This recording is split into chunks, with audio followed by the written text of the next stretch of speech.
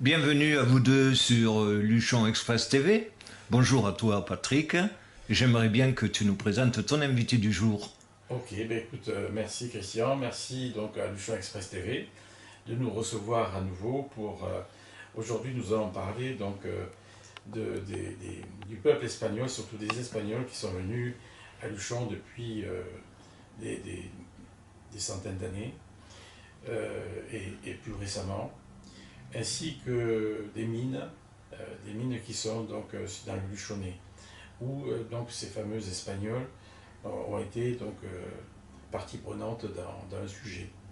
Alors, à côté de moi, j'ai un Patrick également, Patrick Payette. Tout le monde le connaît ici sur Luchon et sur tous les environs. Et donc, lui, il a fait un travail remarquable. Il a fouillé donc ces différents éléments et on va pouvoir en discuter aujourd'hui tranquillement et surtout nous éclairer de tous ces éléments. Voilà, Patrick. En ce qui concerne nos amis et puis nos frères espagnols, alors je sais qu'ils sont là depuis des millénaires, pratiquement, puisqu'on était à côté, des centaines d'années. Mais plus récemment, alors qu'est-ce qui s'est passé dans les relations économiques que nous avons entre d'un côté des Pyrénées et de l'autre côté des Pyrénées? Oui, alors, pour ce qui est des relations économiques entre les deux pays, il faut savoir que bon, ça puise les racines un petit peu assez loin, puisque nous n'étions ni l'Espagne d'un côté, ni la France de l'autre. Oui. Donc bon, ça, on va quand même éluder là-dessus, parce qu'il y en aurait pour quelques heures. La chose la plus importante, c'est qu'il faut savoir que les échanges dans nos vallées se trouvaient être des échanges nord-sud. Il est clair que quand on doit faire des échanges sur le plan matériel, on ne va pas échanger avec une vallée qui a la même orientation, puisqu'on va cultiver les mêmes choses, on va avoir les mêmes problèmes, on va avoir les mêmes rendements. Donc du reste, les échanges se sont toujours faits essentiellement nord-sud. Alors forcément, quand on fait une évaluation des vallées du Luchonnais, nord-sud, ça veut dire qu'on passe une frontière qui n'a pas existé réellement et de tout temps, si ce n'est qu'à des petites périodes. C'était le même peuple en fait. Voilà, c'était le même peuple. Donc, ces échanges nord-sud faisaient qu'en plus de ça, on bénéficiait d'un élément qui était majeur, c'était la climatologie. C'est-à-dire que avec les saisons décalées, on avait la possibilité de pouvoir ben, partir en Espagne, nous, Français, le versant français, en Espagne pour les moissons, par exemple. Puis, quand les moissons avaient lieu en France, hop, les Espagnols passaient de l'autre côté, la récolte des fruits, exactement la même chose dans l'autre sens. Donc c'est des échanges perpétuels. Plus rajouter à ça les denrées que nous n'avons pas. Nous n'avons pas d'olives, nous n'avons pas certaines denrées. Bon, ici, nous avions des denrées que nous cultivions, comme les haricots, les lentilles, que nous pouvions échanger avec le versant. Les échanges donc entre les denrées et le travail faisaient qu'il y avait des gens aussi qui se fixaient d'un côté comme de l'autre de la frontière. On en trouve ces exemples assez réguliers. Et il y avait aussi, et surtout, les pâtres espagnols qui étaient embauchés pour la garde des troupeaux sur le versant français. On avait un élevage qui était certainement plus développé que le versant espagnol, qui faisait qu'on avait souvent besoin de pâtres, et on en avait ici, on n'était pas déficitaire à ce point. Mais c'est vrai qu'on retrouve dans tous les villages des pâtres qui étaient originaires de l'autre côté. Moi, je me souviens à Montauban, quand j'étais tout jeune, il y en avait un qui s'appelait Préjoin, et qui était d'origine espagnole.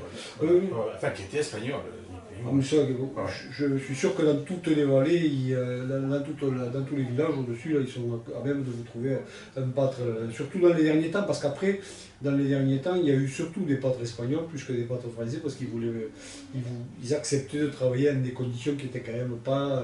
Pas extraordinaire. Voilà. D'accord. Et ensuite,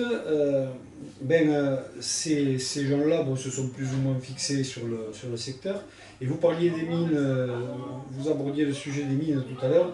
En fait, il faut savoir que l'exploitation minière telle qu'on pourrait l'imaginer ou dont on peut voir les vestiges là actuellement, c'est quelque chose qui date de la fin du 19e et du début du 20e. C'est pas si ancien que ça. Les mines, l'exploitation, il y en a eu, et il y en a eu il y a très très longtemps.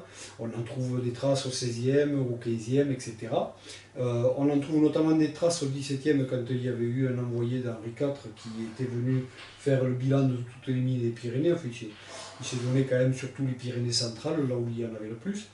Et ces mines-là, elles ont été surtout exploitées donc, au 19e et au 20e, exactement comme partout ailleurs, du reste, puisqu'on le retrouve dans le nord de la France et partout.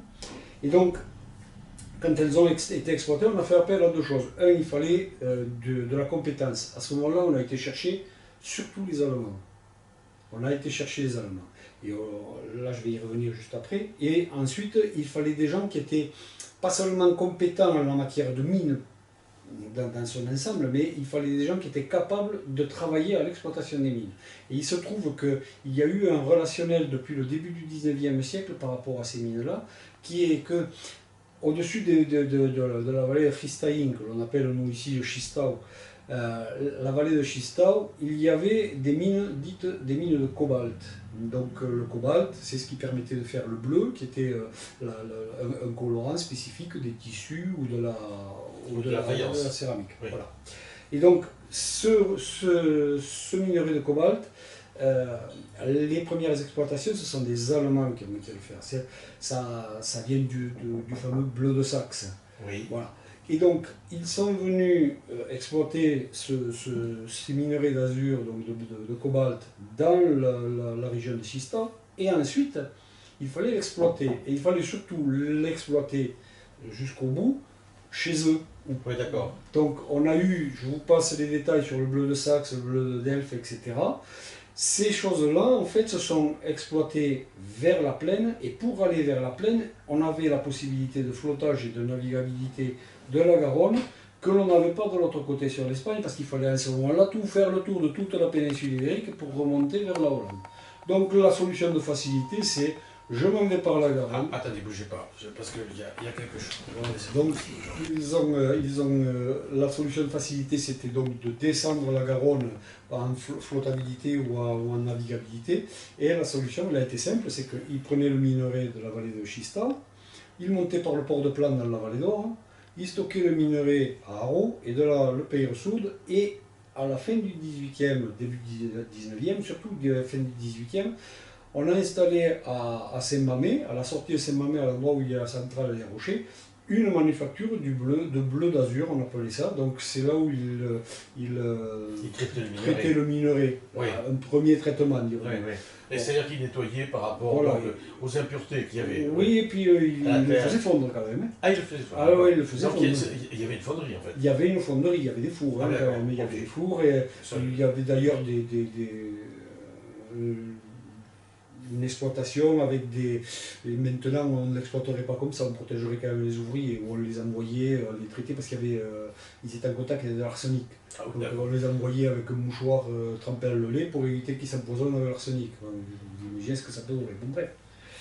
À ce moment-là, ici, on a, pour la fonderie, on a les Allemands, ou les Alsaciens ou des Allemands. D'accord. Ce sont des gens de l'Est d'une manière ou d'une autre. Par contre, l'exploitation se faisait. Oui, non, vas-y. Oui, l'exploitation se faisait essentiellement par les Espagnols du côté de Schistau. Quand nous avons exploité nos mines comme les mines des Crabioules, oui, on se rappelait bien qu'ils avaient des mines de l'autre côté. D'accord. Donc il y en a quelques-uns qui sont venus pour travailler aux mines des Crabioules, entre autres. Oui, oui.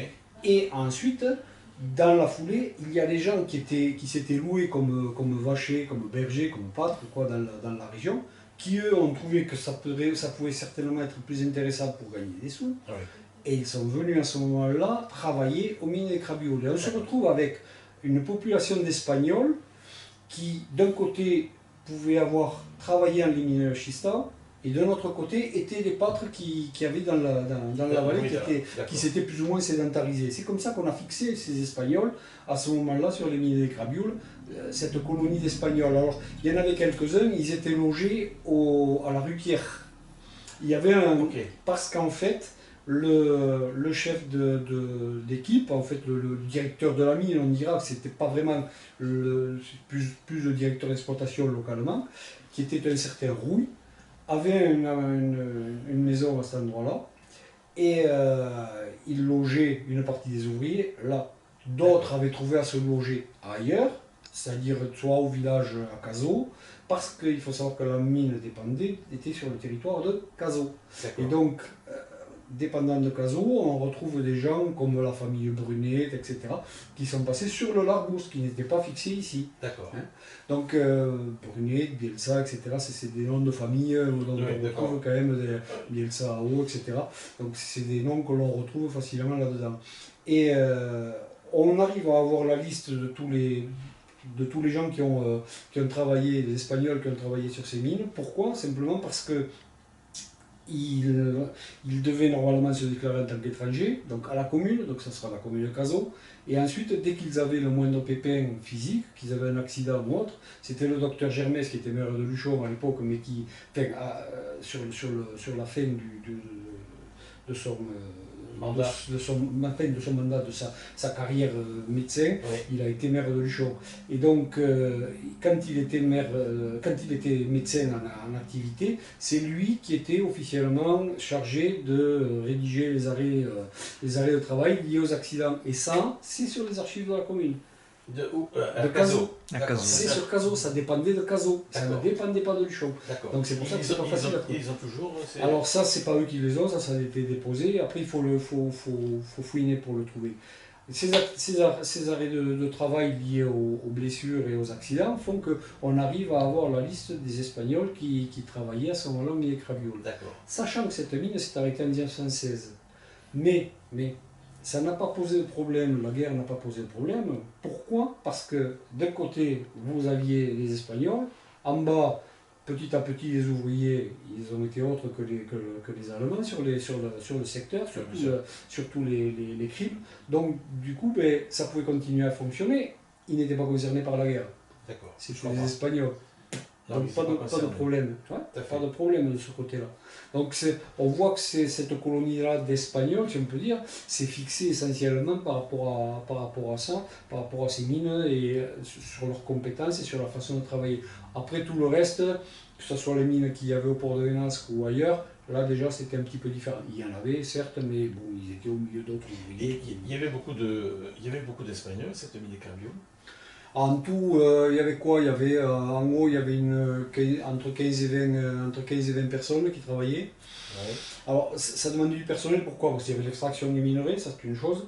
Et ensuite, il faut savoir que le câble, c'était un transport par câble de 1908, donc ça descendait depuis les mines Cravioul et ça arrivait, ça aboutissait à cette espèce de grande paroi en mur que l'on voit au pont en bas à la vallée du Lys. Il y a une grande paroi en mur là, ça c'était le crible, les cribles. Ah d'accord. Voilà. Et c'est là où il y a la nouvelle centrale, non? C'est pas... Non, c'est plus décalé. En face le petit pont qui vient de refaire un peu les innovations. D'accord, je vois. Encore, je me demandais à quoi servait ce bâtiment. Vous le savez. Alors je crois savoir que vous avez fait des recherches à ce propos. Oui. Est-ce que vous pourriez nous parler de ce câble? Alors, ce câble, en fait, quand il a été installé, c'est un câble Etcheverry, c'est-à-dire c'est un monocâble, ça fonctionne, en fait, ce qui descend fait remonter le reste. Voilà, ça fonctionne comme ça, c'est circuit fermé. Et par contre, comme c'est un câble, quand j'ai cherché un petit peu ce câble-là, parce qu'il n'y a plus de vestiges au sol, on arrivait difficilement à comprendre. Sauf le bâtiment. Sauf le reste du bâtiment. Et encore, c'était pas l'arrivée du câble, le câble arrivait 30 mètres au-dessus. Ensuite, il balançait le minerai sur une espèce de glissière en bois. Quand on va au-dessus du bâtiment, des restes du bâtiment, on voit encore l'endroit où se trouvait le glissière en bois. Et pourquoi? Parce qu'en fait, le haut du bâtiment était juste en niveau pour pouvoir faire arriver l'eau depuis le ruisseau du Lys. Donc il fallait absolument que pour pouvoir bien travailler le minerai tel qu'il devait le travailler, pour le cribler, le filtrer, etc., c'était important qu'ils aient l'eau. Donc il fallait arriver avec le minerai au-dessus de la prise d'eau. Donc c'était le plus commode. Et donc sur les mines de Cravioul, c'était, moi ce que j'ai vu, c'était du zinc, du plomb et un peu de cuivre, c'est ça? Non, du cuivre non. Non, simplement essentiellement du plomb, du zinc et de la galène. Donc c'est quelque chose, c'est des minerais en fait qui sont venus petit à petit les uns après les autres. en général, dans toutes ces mines, et je vais revenir sur le câble de suite après, dans toutes ces mines, la première des choses du premier coup d'œil, c'était le fait que ça soit rouge, c'est-à-dire il y avait de la pyrite par-dessus. En surface, il y a toujours de la pyrite. Donc c'est ce qui a tiré l'œil des premiers géologues qui ont compris qu'on avait du plomb derrière, du plomb argentifère. Et puis après, zinc et étain à l'intérieur, donc galène et la blende. Donc en fait, on voyait ça et puis on exploitait en surface et en dessous on a trouvé le reste. Mais le reste on l'a exploité parce que on a su l'exploiter plus tard. Au départ, c'est pas ça que l'on avait exploité. Il y avait du plomb argentifère. Ce qui est important, c'est qu'il y avait de l'argent dedans. Donc, oui, bon, d'accord. Voilà, c'est un petit peu l'évolution de tout ce qui est minier. C'est que la première des choses, il y a les métaux précieux et ensuite tout le reste. Voilà. Et quand on a su réexploiter ça, bien le trier, dans certains secteurs comme au Bentaillou, à Saint-Étienne, ils ont carrément remonté tous les stériles qu'ils avaient foutus en l'air, et ils les ont remontés pour pouvoir les trier et réenvoyer galène et blende. Mais donc là, pour ce qui est de ce minerai, là, je reviens sur le câble. En fait, ce que j'ai fait, c'est que j'ai trouvé les écrits de Maurice Gourdon, pyrénéiste du XVIIIe siècle et du XIXe et du XXe, pardon, à cheval entre les deux siècles. Donc, ce gars-là, chaque fois qu'il se baladait quelque part, il notait tout ce qu'il voyait. Et donc là, il a noté, ça paraît complètement ridicule comme ça, à un moment donné, il a noté la longueur des câbles, les endroits particuliers, voilà. Bon, bref, il a mis ça en détail. Il y avait même le nom du moteur qui servait pour les cribles. Donc du coup, qu'est-ce que j'ai fait? J'ai récupéré ça, j'ai pris un compas, la pointe sur les mines, et puis j'ai cherché avec la longueur des câbles, parce qu'en général les câbles ils font pas ça. Non, c'est indirect. Voilà. Donc j'ai cherché en fonction de la longueur des câbles, et grâce à ça j'ai pu trouver à Suberlink, c'est-à-dire toute la paroi qui surplombe la centrale électrique, là, ça s'appelle Suberlink. Il y a un ressaut, un endroit, et j'ai en fait trouvé la station d'angle, parce que le câble il ne pouvait pas descendre directement des mines jusqu'au crible, il faisait un angle pour pouvoir gérer un petit peu, voilà. Et alors, qu'est-ce qui se passait? C'est que, c'était pour ça que j'ai parlé des câbles, c'est que à un moment donné, sur ces stations d'angle, il y a des mordaches qui tiennent les wagonnets, il fallait les débrayer pour qu'à partir de là, on puisse lui faire franchir sur un rail pour pouvoir le remettre sur le câble qui descendait de l'autre côté, qui continuait son parcours. Et là, il fallait du personnel. Et là, comme personnel, ben, voilà, on a eu les Espagnols. Mais il faut savoir qu'avant qu'il n'y ait le câble, il fallait quand même descendre le minerai. Et donc ce minerai, on le descendait comment? Avec des mulets. Et là, en fait, on a eu recours aussi, et là c'était des Aranais, une famille d'Aranais qui est venue pour pouvoir en fait travailler sur les mines. Ils avaient 20 ou 30 mulets, que sais-je, ils en avaient quand même pléthore, et c'était eux qui faisaient tout un tas de voyages entre la vallée du Lys et les mines des Crabioles.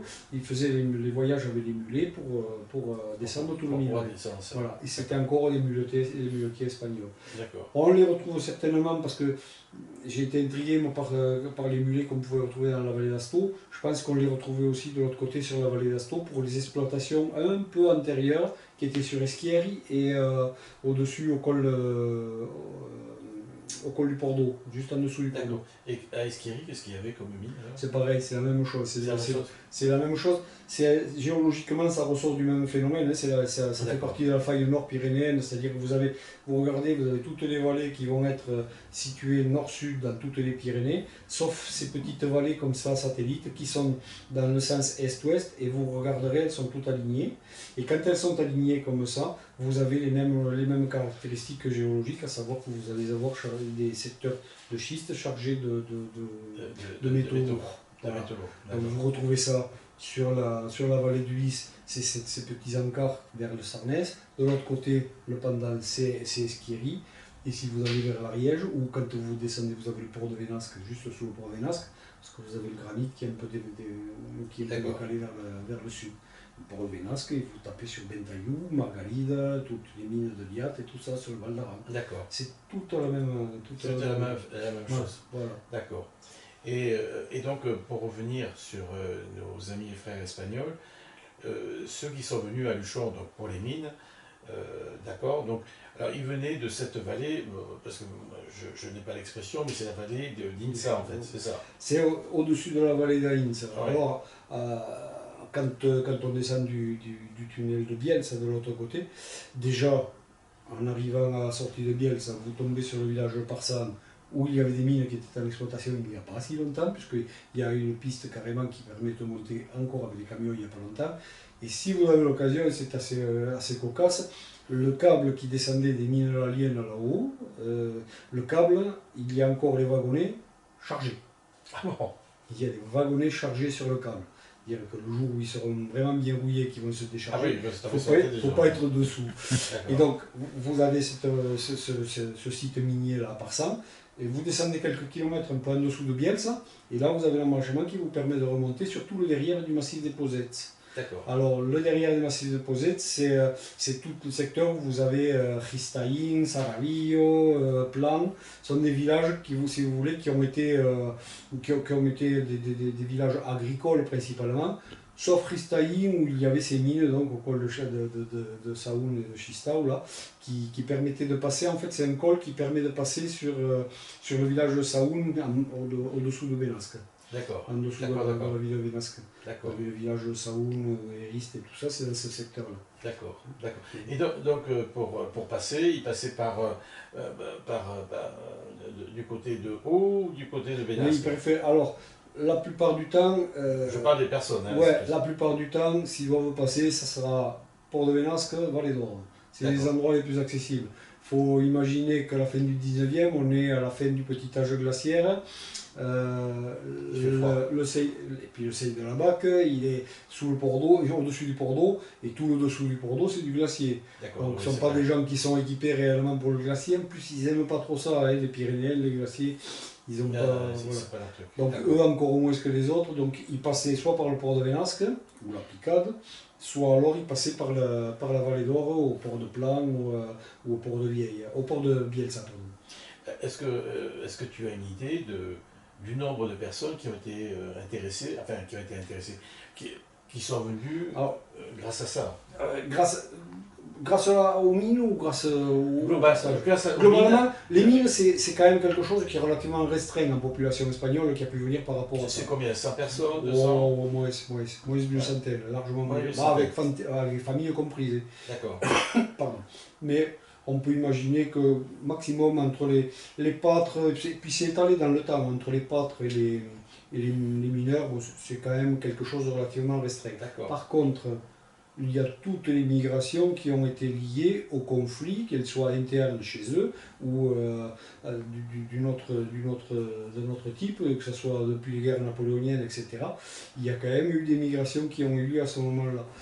La principale, c'était les guerres carlistes, d'abord au 19e. La fin des guerres carlistes, donc ça c'est quand même quelque chose. Il faut expliquer ce que sont les guerres carlistes. Ah, mais ça c'est lié au roi d'Espagne, Charles, roi d'Espagne, qui était un Bourbon du reste. Et donc les successions et autres problèmes politiques qu'avait rencontré ce roi Charles ont fait que bon, il y a eu toute une espèce de guerre civile quoi, en Espagne qui a fait qu'il y a eu une fuite de la population espagnole qui sont, la plupart sont passés vers San Français. On en a eu pas mal nous ici. On en a eu, il y a d'ailleurs un petit dessin, une petite lithographie qui représente justement les Espagnols qui rentraient en masse, hein, c'est important. On peut imaginer que c'est à peu près de l'ordre de ce qui a fui pendant la guerre de la dernière guerre. Ah oui, il y a eu des moments, par période, il y a eu quand même des bonnes... Et donc ces gens-là sont restés ici, après, ils sont repartis ils ont fait comme ceux qui sont venus en 36, c'est toujours pareil. Il y en a qui ont fini par repartir, mais très peu. Ouais. Bon. Ceux de 36, le problème qu'ils ont rencontré, c'est qu'il y avait quand même Franco qui est resté jusqu'en 75. Donc ça les a freinés un peu pour revenir. Par contre, après les guerres carlistes, il y a quand même une réouverture de la frontière, parce qu'à ce moment-là, la frontière elle était plus ou moins fermée, elle était pas... Bon, ils sont quand même passés en France, certains sont revenus, d'autres se sont fixés en France, plus ou moins loin du reste. Hein. Mais on a eu quand même à ce moment-là pas mal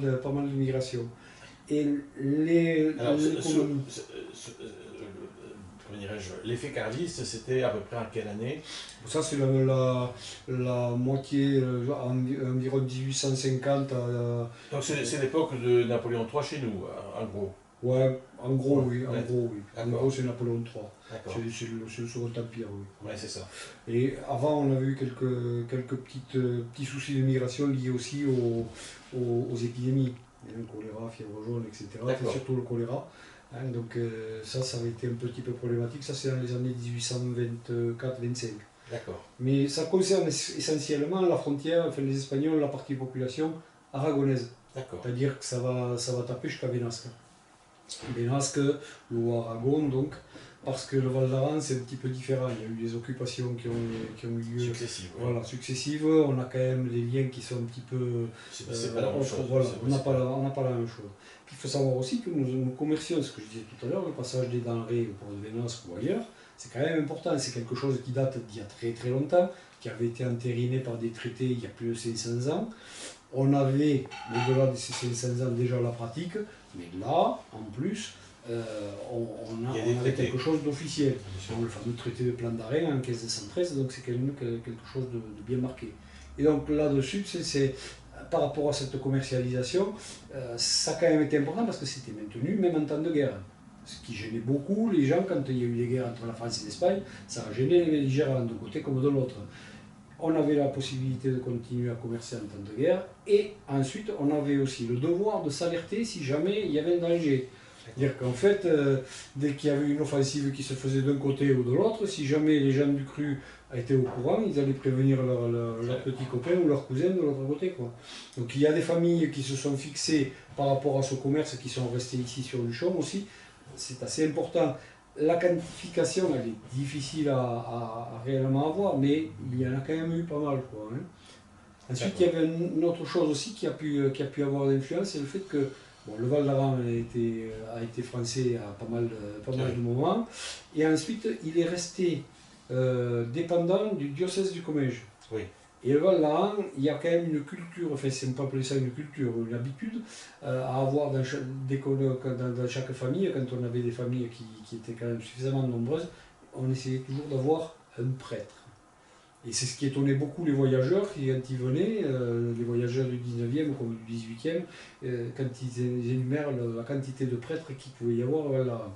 Ils ne sont pas forcément restés toujours prêtres dans le Val d'Aran, ils ont pu partir un petit peu aussi, puisqu'ils étaient dans le diocèse de Comminges. Et donc on peut imaginer que les familles ont pu avoir des relations aussi par le fait qu'ils avaient un prêtre qui était sur le versant français. D'accord. Voilà, on peut imaginer ça. D'accord. Et ensuite, les Espagnols qui sont arrivés à l'avènement de Luchon, c'est-à-dire à la construction de toutes les belles demeures, etc. Donc il y a eu une nouvelle migration à ce niveau-là. Oui, alors celle-là aussi, elle est un peu compliquée à jauger. Il y a eu une migration assez marquée.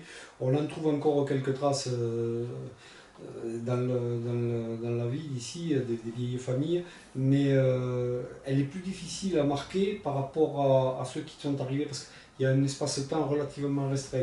Il y a d'une part ces migrations pour les embellissements de la ville, avec toute la construction d'hôtels, de grandes demeures, etc. Et deuxièmement, il y a le fait aussi qu'on ait eu la guerre de 14, qui a fait que quand on a eu la guerre de 14, on n'avait plus le personnel, donc il fallait du personnel. Ils n'étaient pas en guerre de l'autre côté, donc fatalement, on a eu recours à ces gens-là. Et ensuite, on a eu la guerre de 36 qui est arrivée. Donc c'est un temps relativement concentré pendant lequel le flux, c'est pas continu, ça serait du délire d'aller dire ça, mais c'est un flux assez constant et assez régulier que l'on a pu avoir. Donc dire telle famille, ils sont arrivés, oui, celui-là il était maçon, il a dû arriver là. Oui, c'est-à-dire qu'il y avait, il y avait de tels échanges de va-et-vient entre les deux vallées, oui, que c'est un peu difficile. Parce que nous allons nous revoir, parce que là ce n'est que le début, donc voilà. Et je remercie Patrick Payet d'être venu ici et puis nous rencontrer et puis être sous les feux de Luchon Express TV. Voilà. Puis merci Luchon Express TV et puis merci Christian. Bonne journée à vous. Bonne journée. Merci de l'invitation.